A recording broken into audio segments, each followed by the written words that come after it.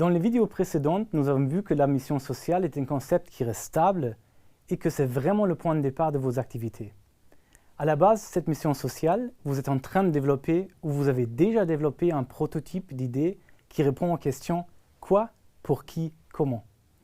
En fait, jusqu'ici, je vous ai caché que le premier prototype de votre idée n'est clairement pas le dernier. À partir du premier prototype, je vous conseille de chercher à recueillir un maximum de commentaires constructifs. C'est ce que j'appelle le feedback. Ensuite, vous passerez certainement à une version 2 de votre prototype d'idée. Ce processus peut continuer jusqu'au moment où vous vous sentirez prêt à passer à la grande étape suivante.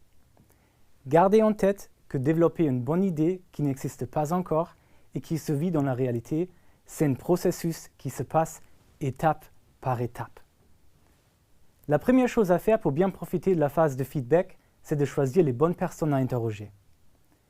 Pour recevoir un premier feedback, je vous conseille d'utiliser les forums de ce MOOC et d'organiser des meetings ou des événements avec les autres participants du MOOC.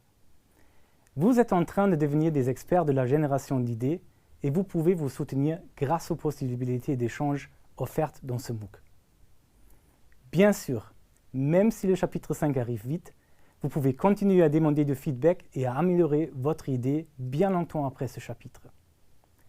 Par contre, même si vous pouvez récolter du bon feedback grâce aux possibilités de ce MOOC, la règle d'or est de vous confronter au terrain.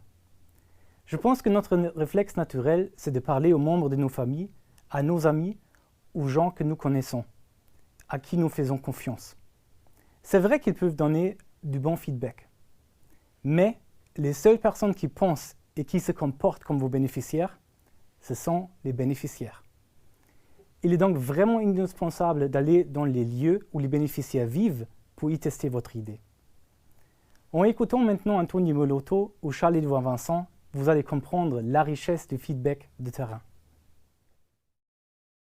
Avant de lancer Emmaüs Défi, moi j'ai passé 2 ans au siège d'Emmaüs, à Emmaüs France, sur des missions à un niveau national, de lobbying, etc. Mais j'étais jamais en contact direct avec les publics et c'est vrai que c'était un manque pour moi et un manque parce que je me disais aujourd'hui je vois bien qu'il y a un certain nombre de trucs qui ne fonctionnent pas, mais tant que je ne vais pas me confronter moi à la réalité, que je vais moi aller travailler avec des personnes vivant à la rue, etc., j'aurais du mal à comprendre pourquoi aujourd'hui il y a un certain nombre de dispositifs d'insertion qui ne marchent pas.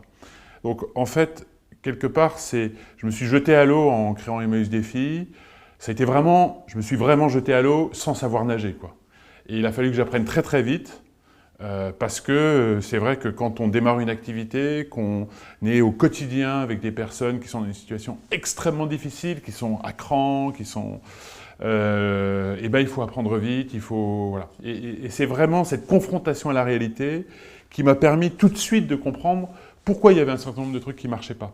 Alors que sur le papier, quand on lit un certain nombre de projets, de dispositifs, on se dit « Ah bah tiens, bah oui, effectivement...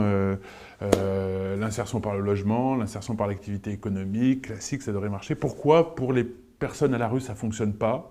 Voilà, quand on est au quotidien avec eux, quand on est dans leur réalité, dans leur environnement, on comprend tous les blocages. Mais ça a été le terrain et cette expérience qui a duré des années, hein, parce qu'Emmaüs Défi, ça s'est construit avec les personnes de la rue que j'ai embauchées, que j'ai... mais c'est vraiment s'ancrer dans la réalité qui est essentiel. So when you are successful, you live in your own safe and comfortable neighborhood. So the first thing I did was to go out of my comfort zone and go to the slums. I worked with 2,000 drug addicts, gang members, out-of-school youth, and unemployed, and prostitutes. And so tried to understand the problem. I went there every day at 6 o'clock in the morning. And it is for them to trust me and for them to also find hope. And for me to understand their problem. So this was not built overnight. It was 7 years of engagement.